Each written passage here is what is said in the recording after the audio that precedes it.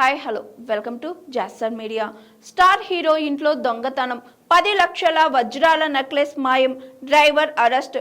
ప్రముఖ తమిళ నటుడు రవి మోహన్ చెన్నైలోని నివాసంలో జరిగిన దొంగతనం కేసులో ఆయన కార్ డ్రైవర్ను పోలీసులు అరెస్ట్ చేశారు.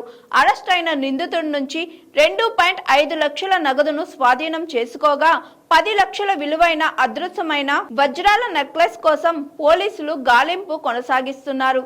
జూన్ 22న చెన్నైలోని ఇజంపక్కంలో ఉన్న నటుడు రవి మోహన్ నివాసం నుంచి విలువైన వస్తువులు మాయమయ్యాయి. ఈ విషయమై నటుడి మేనేజర్ నిలన్ కర్తే పోలీస్ స్టేషన్లో అధికారికంగా ఫిర్యాదు చేశారు. అంతకు ముందు ఇంట్లో పనిచేసే సిబ్బందే ఈ దొంగతనానికి పాల్పడ్డారని అనుమానించారు.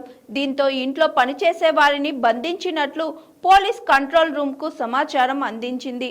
పోలీసులు వెంటనే ఘటనా స్థలానికి చేరుకొని ఇంట్లో ఉన్న 2 మహిళా కార్మికులను, ఒక బాలుణ్ణి విడిపించారు. దొంగతనం ఆరోపణలు ఉన్నప్పటికీ చట్టబద్ధంగా ఫిర్యాదు చేయాలని, ఎవరిని బంధించి విచారించకూడదని పోలీసులు హెచ్చరించారు.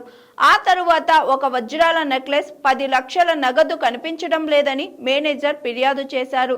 ఫిర్యాదు ఆధారంగా దర్యాప్తు చేపట్టిన పోలీసులు ఆ ఇంట్లో పనిచేసే సిబ్బందిని, డ్రైవర్ను విడివిడిగా విచారించారు. ఈ సమయంలో గత 6 నెలలుగా రవి మోహన్ కు కార్ డ్రైవర్ గా పనిచేస్తున్న రాజేష్ పై పోలీసులకు బలమైన అనుమానం కలిగింది. పోలీసులు తమదైన శైలిలో విచారించగా నిందితుడైన డ్రైవర్ తానే లాకర్ను తెరిచి డబ్బు దొంగిలించినట్లు ఒప్పుకున్నాడు.